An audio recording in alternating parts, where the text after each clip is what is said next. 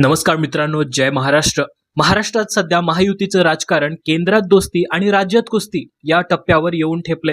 एकीकडे भाजपचं केंद्रीय नेतृत्व खासदारांच्या फोडाफोडीसाठी एकनाथ शिंदेंना पूर्ण ताकदनिशी साथ देताना दिसतंय, तर दुसरीकडे राज्यातील भाजप नेते शिंदेंचा राजकीय प्रभाव कसा कमी करता येईल आणि त्यांच्याकडून एखादी जागा कशी हिसकावून घेता येईल याच गणितात गुंतलेले आहेत. नाशिक विधान परिषद निवडणुकीच्या निकालाने याची झलक काल पुन्हा एकदा पाहायला मिळाली. वर पाहिलं तर राज्यात ठाकरे विरुद्ध शिंदे असा टोकाचा संघर्ष दिसतोय, पण राजकारणाच्या पृष्ठभागाखाली डोकावून पाहिलं तर घडामोडींचा बारकाईने अभ्यास केला तर वेगळंच चित्र समोर येतंय.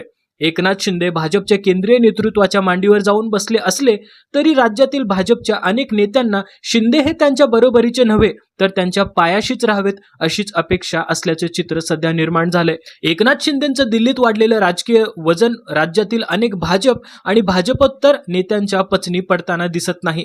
विशेषतः मुख्यमंत्री देवेंद्र फडणवीसांसाठी शिंदेंचा झपाट्याने वाढणारा राजकीय आलेख हा भविष्यात स्वतःच्या नेतृत्वाला आव्हान ठरू शकतो अशी चर्चा राजकीय वर्तुळात रंगली आहे. एकीकडे भाजपच्या केंद्रीय नेतृत्वाच्या पाठिंब्यावर किंवा त्यांच्या सूचनेनुसार म्हणा, शिंदेंनी ठाकरे गटाचे तब्बल 6 खासदार आपल्या तंबूत आणण्यात यश मिळवलं, पण दुसरीकडे याचं विरुद्ध चित्र नाशिक विधान परिषद निवडणुकीत पाहायला मिळालं. शिंदेंच्या वाट्याला जाणारी जागा रोखण्यासाठी भाजपचे ज्येष्ठ नेते गिरीश महाजन यांनी पडद्यामागून अचूक व्यूहरचना आखल्याची चर्चा आहे आणि त्यातून शिंदे गटाच्या उमेदवाराचा पराभव झाला. यामुळे एक गोष्ट स्पष्टपणे समोर येते, दिल्लीतील भाजप नेतृत्व शिंदेंना बळ देताना दिसत असलं तरी राज्यातील भाजपच्या काही नेत्यांची भूमिका मात्र त्याच्या नेमकी उलट असल्याचे चित्र आहे. म्हणजेच केंद्रात शिंदेप्रेमी आणि राज्यात शिंदे विरोधी अशी दुहेरी राजकीय रेषा सध्या महाराष्ट्रातून दिसून येत आहे. शिंदेंवर दिल्लीची विशेष मेहर नजर आहे हे आता कुणापासून ही लपलेलं राहिलेलं नाही. त्यामुळेच राज्यातील सत्ता समीकरणांमध्ये पुढच्या काळात आणखीन मोठे राजकीय धक्के बसण्याची शक्यता नाकारता येत नाही.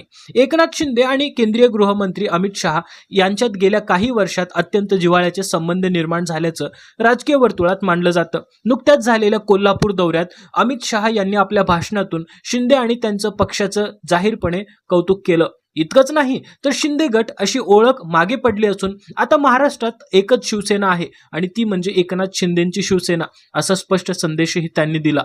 शहा यांच्या या वक्तव्यामुळे राजकीय वर्तुळात नव्या चर्चांना उधाण आलं. दिल्लीतील भाजप नेतृत्वापर्यंत पोहोचण्याचा आणि त्यांच्याशी थेट संवाद साधण्याचा शिंदेंचा प्रभाव मुख्यमंत्री देवेंद्र फडणवीसांपेक्षाही वाढत का चाललाय असा प्रश्न अनेकांना पडू लागला आहे. कारण गेल्या काही महिन्यात शिंदे हे भाजपच्या केंद्रीय नेतृत्वाच्या अधिकाधिक जवळ गेल्याचं चित्र सातत्याने दिसत आहे. मध्यंतरी देवेंद्र फडणवीस यांना दिल्लीत बढती मिळणार आणि महाराष्ट्रात पुन्हा एकदा शिंदेशाही परतणार अशा चर्चा राजकीय वर्तुळात रंगल्या होत्या. अशा चर्चा विनाकारण निर्माण होत नसतात. काही राजकीय विश्लेषकांच्या मते त्यामागे शिंदेंनी आधीपासूनच दिल्लीत आपलं मजबूत नेटवर्क उभं केलं असून योग्य वेळी त्याचा प्रभाव दाखवण्याची रणनीती आखली होती. शिंदेंच्या वाढत्या दिल्ली वाऱ्या, केंद्रीय नेतृत्वासोबतच्या बैठका आणि त्यानंतर महाराष्ट्रात उमटणारे राजकीय पडसाद पाहता ते केवळ पक्षासाठीच नव्हे तर राज्यातील भाजप नेतृत्वावरही अप्रत्यक्ष दबाव निर्माण करण्याचं राजकारण खेळत असल्याचं अनेकदा जाणवतं. त्यामुळे महायुतीत सर्व काही आलबेल दिसत असलं तरी पडद्यामागे सुरू असलेली ही सत्ता आणि प्रभावाची स्पर्धा पुढच्या काळात आणखीन तीव्र होण्याची चिन्ह दिसू लागली आहेत. एकनाथ शिंदे दिल्लीच्या अधिकाधिक जवळ जात असल्याचं चित्र राज्यातील भाजप नेतृत्वाला फारसं सुखावणारं नाही अशी चर्चा राजकीय वर्तुळात सुरू आहे. कारण भाजपमध्ये केंद्रीय नेतृत्वाशी असलेली जवळीक ही केवळ राजकीय प्रतिष्ठेची बाब नसून सत्ता समीकरणांवर परिणाम करणारी ताकद मानली जाते. अखंड शिवसेना आणि भाजपची युती असताना आपण वेगळंच चित्र पाहिलं होतं. त्या काळात भाजपचं केंद्रीय नेतृत्व स्वतः मातोश्रीवर जाऊन उद्धव ठाकरे यांची भेट घेत असे. ठाकरे यांनी वारंवार दिल्लीचे उंबरठे झिजवले किंवा केंद्रीय नेत्यांच्या भेटीसाठी धावाधाव केली असं चित्र फारसं कधी दिसलं नाही. त्यामुळे शिवसेनेचं स्वतंत्र राजकीय वजन होतं आणि भाजपलाही त्याची दखल घ्यावी लागत होती. मात्र सध्याचं राजकारण वेगळ्या वळणावर आहे. दिल्लीतील सत्ता केंद्राशी जितकी जवळीक तितकं राजकीय वजन वाढतं अशी धारणा भाजपमध्ये अधिक मजबूत झालेली दिसते. केंद्रीय नेतृत्वाची मर्जी राखणारे नेतेच निर्णय प्रक्रियेच्या अधिक जवळ जातात असं चित्र अनेकदा पाहायला मिळालेलं आहे. एकनाथ एकनाथ शिंदे सध्या नेमकं हेच राजकारण अत्यंत प्रभावीपणे खेळताना दिसत आहेत. यामुळेच राज्यातील भाजप नेतृत्व आणि शिंदे याच्यातील सुप्त संघर्ष अधिक तीव्र होत असल्याची चर्चा आहे. वरवर सर्व काही सुरळीत असल्याचं दाखवलं जात असलं तरी पडद्यामागे प्रभाव, वर्चस्व आणि राजकीय भवितव्य यांची चुरस सुरू आहे. परिणामी एकनाथ शिंदे हे सध्या राज्यातील काही भाजप नेत्यांसाठी अशी राजकीय कोंडी ठरत आहेत की त्यांना पूर्णपणे स्वीकारणंही कठीण आणि त्यांना डावलणंही अशक्य झालंय. त्यामुळे महायुतीतील हे अंतर्गत सत्ता संघर्षाचे धगधगते राजकारण पुढील काळात आणखी निर्णायक ठरण्याची चिन्ह दिसत आहेत. बंडखोर खासदारांना आपल्या गोटात आणल्यानंतर उपमुख्यमंत्री एकनाथ शिंदे यांच्याकडे लोकसभेत तब्बल 13 खासदारांचं बळ जमा झालं आहे. या उलट महाराष्ट्रात स्वतःला सर्वात मोठा पक्ष म्हणवणाऱ्या भाजपकडे या समीकरणानंतर अवघे 9 खासदार उरल्याचं चित्र समोर आलेलं आहे. आकड्यांचं हे गणित केवळ सांख्यिकीय नाही तर सत्तेच्या राजकारणात वजन ठरणारं आहे. दिल्लीच्या सत्ता केंद्रात ताकदीची भाषा आकड्यात बोलली जाते. या निकषावर पाहिलं तर महाराष्ट्रातून भाजपपेक्षा जास्त खासदारांचा पाठिंबा असलेले एकनाथ शिंदे केंद्रीय नेतृत्वासाठी अधिक महत्त्वाचे सहयोगी ठरतात. एका अर्थाने महाराष्ट्राच्या राजकारणात भाजपासोबत असतानाच शिंदे हे आकड्यांच्या राजकारणात भाजपचेच मोठे भाऊ बनल्याचं चित्र उभं राहिलेलं आहे. पण ही गोष्ट फक्त केंद्रापुरती मर्यादित नाही. एकीकडे शिंदेची ताकद दिल्लीत वाढत असताना दुसरीकडे राज्यातील भाजप नेत्यांकडून त्यांच्यावर कुरघोडी करण्याचे प्रयत्न सुरू असल्याचं वारंवार दिसून येत आहे. नुकत्याच झालेल्या विधान परिषद निवडणुकीत विशेषतः नाशिकच्या जागेवर शिंदे गटाचा उमेदवार विजयी होऊ नये यासाठी स्थानिक भाजप नेत्यांनी लावलेली ताकद आणि आखलेली व्यूहरचना बरेच काही सांगून जाते. या सर्व घडामोडींकडे एकत्रितपणे पाहिलं तर महायुतीतला एक नवा राजकीय पेच समोर येतो. दिल्लीतील भाजप नेतृत्व शिंदेंना बळ देत आहे, त्यांच्या राजकीय विस्ताराकडे सकारात्मक नजरेने पाहत आहे. पण राज्यातील भाजप नेतृत्वाला त्याच वाढत्या प्रभावामुळे अस्वस्थता जाणवत असल्याचं चित्र आहे. यामुळे महायुतीत बाहेरून एकजूट दिसत असली तरी आतून प्रभाव, वर्चस्व आणि भाजपच्या भविष्यातील नेतृत्व यासाठीची लढाई अधिक तीव्र होत चालल्याची चिन्ह स्पष्टपणे दिसू लागली आहेत. मात्र याच्या नेमकं उलट चित्र राज्यात पाहायला मिळतं. दिल्लीतील भाजप नेतृत्व जिथे एकनाथ शिंदेंना राजकीय ताकद म्हणून पाहतं, तिथे राज्यातील भाजपचे अनेक नेते मात्र त्यांच्या संभाव्य प्रतिस्पर्धी म्हणून पाहत असल्याची चर्चा आहे.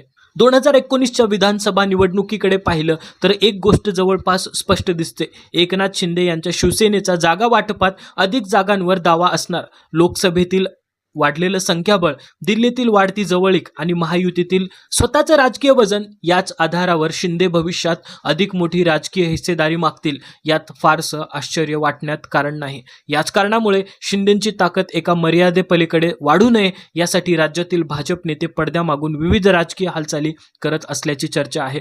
नाशिक विधान परिषद निवडणुकीत शिंदे गटाच्या उमेदवाराला कोंडीत पकडण्याचा झालेला प्रयत्न हा केवळ स्थानिक निवडणुकीचा विषय नव्हता, तर महायुतीतील वर्चस्वाच्या मोठ्या संघर्षाचा एक भाग असल्याचं अनेक राजकीय निरीक्षक म्हणतात. या संपूर्ण घडामोडींमधून भाजपचे केंद्रीय आणि राज्य नेतृत्वातील प्राधान्यक्रमांमधील फरकही स्पष्टपणे समोर येतो. दिल्लीचं लक्ष केंद्रातील सत्ता कोणत्याही परिस्थितीत स्थिर ठेवण्याचं आहे. त्यासाठी राष्ट्रीय लोकशाही आघाडीतील प्रत्येक सहयोगी पक्ष महत्त्वाचा आहे. महाराष्ट्रातून मिळणारं शिंदेचं खासदारांचं बळ लक्षात घेता त्यांना नाराज करण्याचा धोका केंद्रीय नेतृत्व घेऊ इच्छित नाही. त्यामुळे अमित शहा आणि इतर केंद्रीय नेत्यांकडून शिंदेंना सातत्याने राजकीय पाठबळ मिळताना दिसते. मात्र राज्यातील भाजप नेत्यांचीच चिंता वेगळी आहे.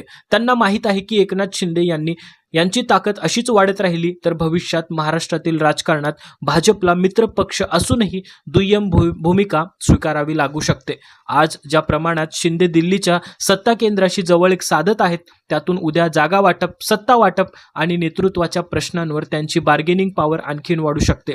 महाविकास आघाडी सरकार पडल्यानंतर घडलेल्या सत्तांतरात देवेंद्र फडणवीस यांना मुख्यमंत्रीपदाऐवजी उपमुख्यमंत्रीपद स्वीकारावं लागू शकतं. हा प्रसंग भाजपच्या अनेक कार्यकर्त्यांच्या आणि समर्थकांच्या मनात आजही जिवंत असल्याचं बोललं जातं. त्यामुळेच राज्यातील भाजप नेतृत्व शिंदेंच्या वाढत्या राजकीय विस्ताराकडे केवळ मित्रपक्षाच्या वाढीच्या नजरेने नव्हे तर भविष्यातील सत्ता संतुलनाच्या दृष्टीनेही पाहत असल्याचं चित्र आहे. यामुळेच महायुतीत सध्या मोठा संघर्ष विरोधकांशी नसून भविष्यात त्यामुळेच राज्याच्या राजकारणात एकनाथ शिंदेंना शह देण्याची एकही संधी भाजप सोडताना दिसत नाही. देवेंद्र फडणवीस आणि एकनाथ शिंदे यांच्यात वरकरणी कितीही समन्वय आणि सौहार्द दिसला तरी प्रशासकीय आणि राजकीय पातळीवर दोघांमधील सुप्त संघर्ष मधून डोकावतच असतो. मग तो फाईल मंजुरीचा विषय असो, अधिकारांच्या वाटणीचा मुद्दा असो किंवा एखाद्या कार्यक्रमात श्रेय घेण्याची चुरस असो, पडद्यामागची कुरघोडी कायम सुरू असल्याचं चित्र अनेकदा दिसून येतं. 13-9 या खासदारांच्या आकड्याने शिंदेंना दिल्लीत राजआश्रय आणि राजकीय वजून मिळवून दिलं असलं तरी मुंबईच्या सत्तेच्या केंद्रावर आपली पकड कायम ठेवायची असेल तर त्यांना राज्यातील भाजपच्या राजकीय चक्रव्यूहातूनही मार्ग काढावा लागणार आहे. कारण दिल्लीत ताकद असणं आणि महाराष्ट्रात वर्चस्व टिकवणं या दोन वेगळ्या लढाया आहेत. आता सगळ्यात मोठा प्रश्न मित्रांनो हा आहे की दिल्लीचं नेतृत्व शिंदेंना असंच सातत्यानं बळ देत राहणार आहे की राज्यातील भाजप नेत्यांच्या वाढत्या दबावाचा विचार करून काही वेगळी भूमिका घेणार. याच उत्तरात महाराष्ट्राच्या पुढच्या राजकीय अध्यायाची बीजं दडलेली आहेत. तुम्हाला काय वाटतं, या राजकीय संघर्षात देवेंद्र फडणवीस सरस ठरणार की एकनाथ शिंदे? तुमचं मत कमेंटमध्ये नक्की सांगा. विषय आवडला असेल तर व्हिडिओ जास्तीत जास्त शेअर करा. भेटूया पुढच्या व्हिडिओमध्ये. जय हिंद, जय महाराष्ट्र.